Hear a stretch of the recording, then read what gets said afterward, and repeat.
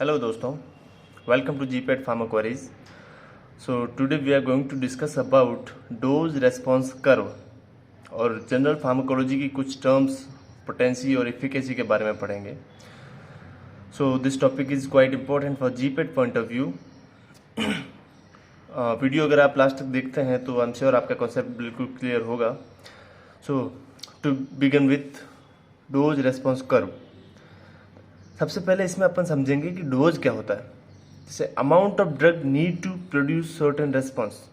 कोई भी amount of drug जो अपना डिजायर्ड रेस्पॉन्स दे रहा है उसको एक डोज तय करते हैं, वो उसकी डोज है. ठीक है. जैसे पैरासीटामोल का 500 mg एंटीपायरोजन एक्टिविटी देता है तो उसकी 500 mg डोज है. और रेस्पॉन्स क्या होता है, जो डोज देने पर जो फार्माकोलॉजिकल इफेक्ट आएगा वो उसका रेस्पॉन्स है. अब हमको इन दोनों के बीच में क्या रिलेशन है वो पढ़ना है. ठीक है. तो ये बेसिक सा ऑल नोन रिलेशन है कि जब डोज बढ़ाएंगे तो रेस्पॉन्स बढ़ेगा. जब किसी भी ड्रग की डोज ज़्यादा देंगे, जैसे 500 mg से अगर इसको ज़्यादा दे रहे हैं तो इसका रेस्पॉन्स भी ज़्यादा आएगा, रेस्पॉन्स कुछ ना कुछ बढ़ेगा. वो इसका रिलेशन देखने के लिए एक ग्राफिकल मेथड में हम देखते हैं, उसको DRC शॉर्ट में कहेंगे, डोज रेस्पॉन्स कर्व. इसको हम एक ग्राफिकल मेथड में देखते हैं. तो अगर इसकी डेफिनेशन के बारे में पूछें तो it is the graphical representation of relationship between the dose of drug and it's response.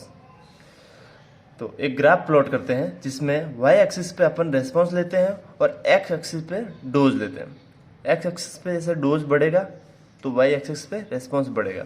सो सबसे पहले हम देखते हैं, मैंने पहले लिख रखा है कि 10 mg डोज अगर हमने दी किसी भी ड्रग की तो रेस्पॉन्स सपोज कीजिए इस पॉइंट तक आया. ठीक है.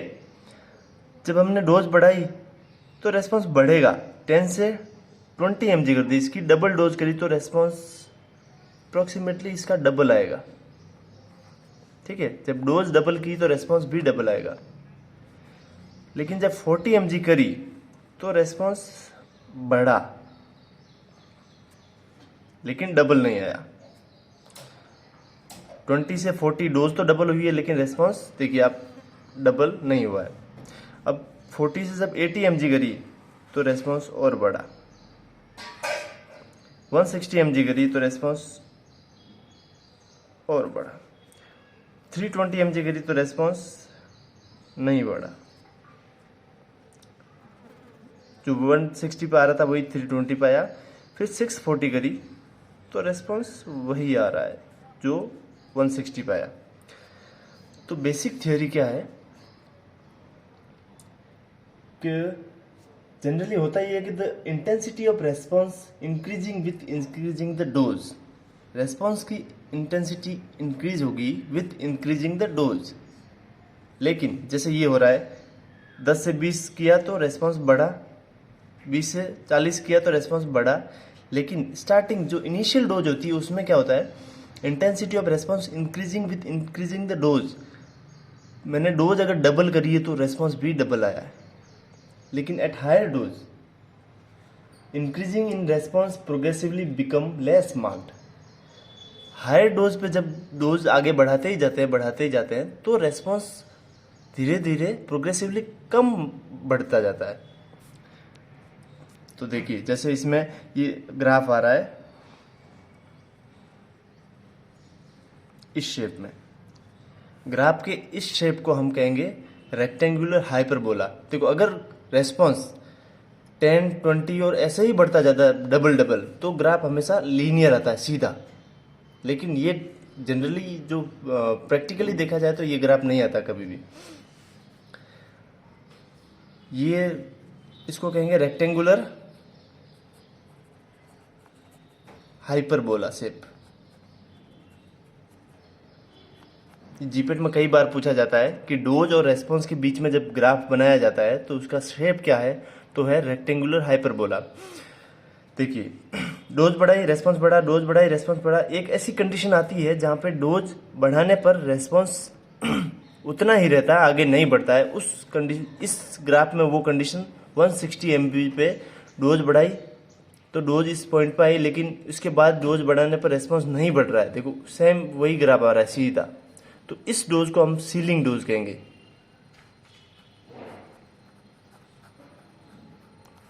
ये सीलिंग डोज क्यों आती है, इसका कंसेप्ट ये है कि रिसेप्टर सैचुरेशन हो जाता है। रिसेप्टर सैचुरेशन के कारण, देखो रिसेप्टर सैचुरेशन क्या होता है, कोई भी रिसेप्टर से ड्रग बाइंड होने के बाद वो एक्शन करेगी, बट जब रिसेप्टर के पास बाइंड होने की जगह ही नहीं बचे, रिसेप्टर फुल फ्लैश्ड से बाइंड हो जाए ड्रग से, जितना रेस्पॉन्स आना था और जितनी ड्रग बाइंड होनी थी हो गई, उसके बाद उसके पास जगह ही नहीं है बाइंड होने की, तो रेस्पॉन्स बढ़ना भी बंद हो जाएगा। इसीलिए एक ऐसी कंडीशन आती है जहाँ पे रेस्पॉन्स आगे बढ़ना बंद हो जाता है, उसको सीलिंग डोज कहते हैं। और डोज और रेस्पॉन्स के बीच में जो कर्व आता है उसका शेप है रेक्टेंगुलर हाइपरबोला। लेकिन जीपेट में एक और क्वेश्चन पूछा जाता है कि डोज और रेस्पॉन्स के बीच में कर्व तो रेक्टेंगुलर हाइपरबोला है, लेकिन लॉग डोज और रेस्पॉन्स के बीच में जो कर्व आता है उसका क्या शेप है, तो उसका सिग्मोइड शेप है। लॉग डोज ये होती है, वो एक मैथमेटिकल मेथड है जिसकी डोज की वापस लॉग डोज से कर्व बनाते हैं, वो शायद मैं नेक्स्ट वीडियो में आपको बताऊंगा।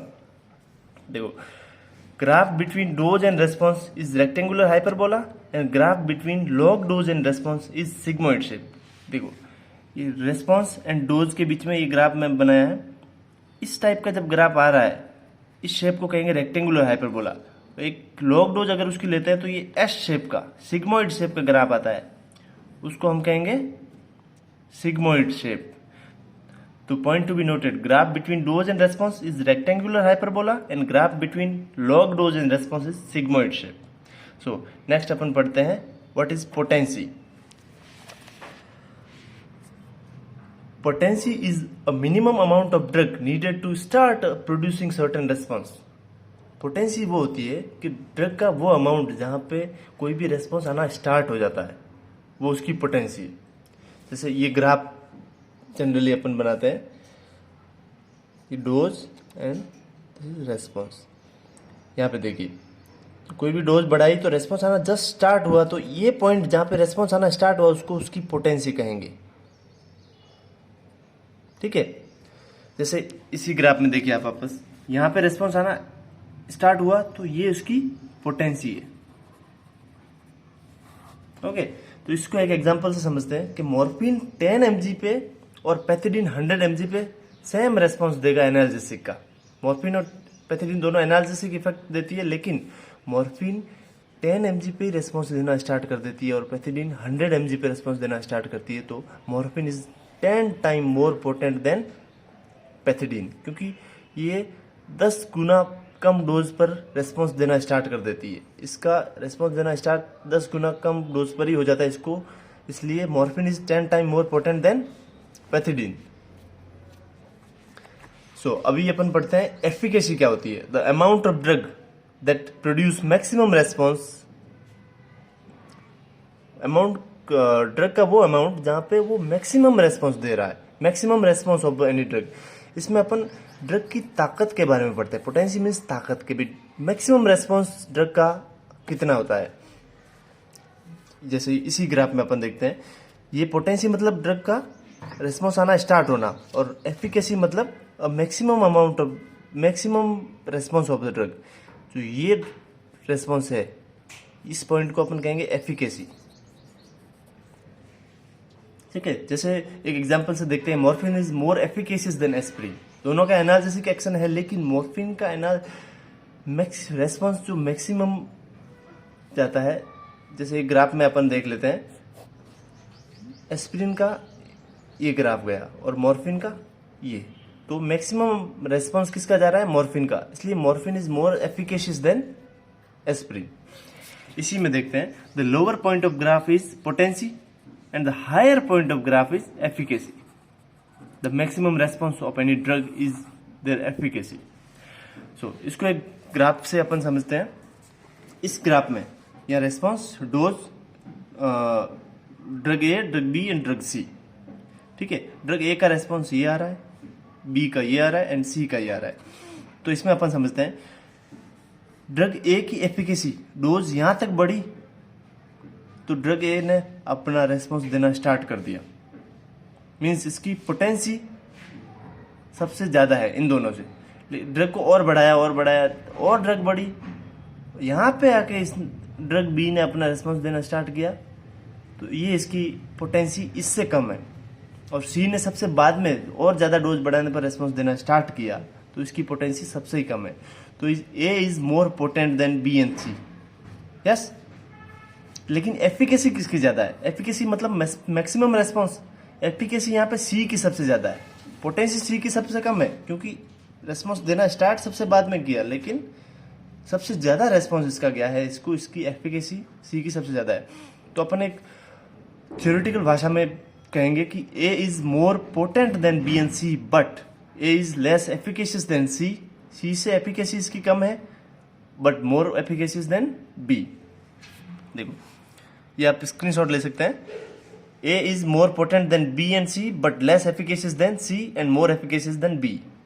इसी तरह B is more potent than C, C से बी मोर पोटेंट है, but less efficacious than A and c. Efficacy इसकी दोनों से कम है। देखो, इसका मैक्सिमम रेस्पॉन्स है वो ए और सी दोनों से कम है। लेस पोटेंट देन ए से पोटेंसी भी कम है।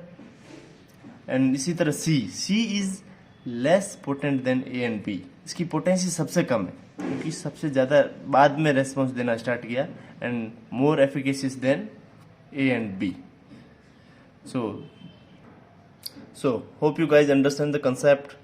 हमने जीपेट फार्माकोलॉजी चैनल पर प्रीवियस वीडियो में स्टूडेंट ऑर्गन पाथ पे डोज रेस्पॉन्स कर्व कैसे आता है वो सब दिखाया है। सो आप एक बार जाके वहाँ देखेंगे तो आई एम श्योर कि आपका कंसेप्ट और अच्छे से क्लियर होगा। Thank you for watching, subscribe my channel for more videos.